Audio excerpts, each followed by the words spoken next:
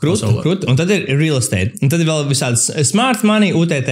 Bet man jautājums tāds, cik ir lielākais cilvēks, kas jums platformā ir kā klients, kurš ir investējis naudas ar jūsu platformu, un cik viņš saņem mēnesī cash flow?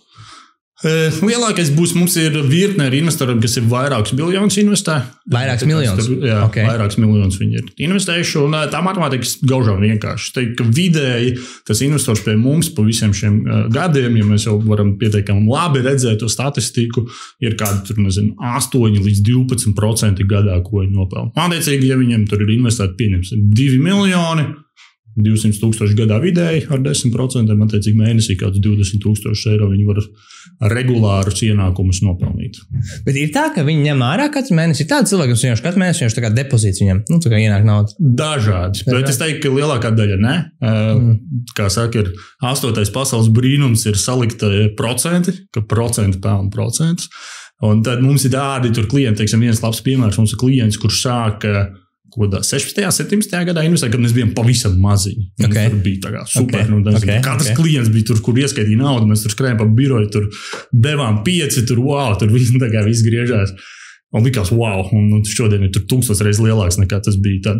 Un bija tāds viens klients, kurš investēja apmēram kaut kādu 1 miljonu, un viņš vispār praktiski nav ņēmis ārā, šodien viņam 2,5 miljonu. Par visiem šeit. Bišķi mazāk, 2,3 miljoni par šitiem 7, 8 gadiem. Procenti, tā kā pelnas procentiem.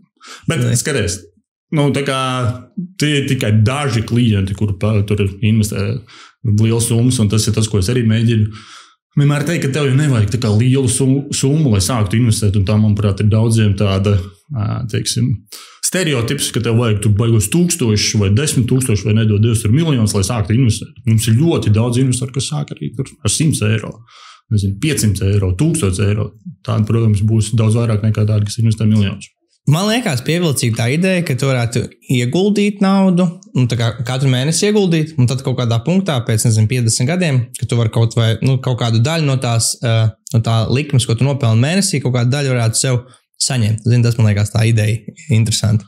Kad tos pamatu kapitāls laika aug, tur procentiem, ko daļiņi visu laiku ņem ik mēnesi. Un man arī likās forši jūs tā platformā, ka tur var sākt kaut ar, 50 eiro vai 100 eiro. Minimums būtu 50 eiro. Ritīgi stilīgi. Tā.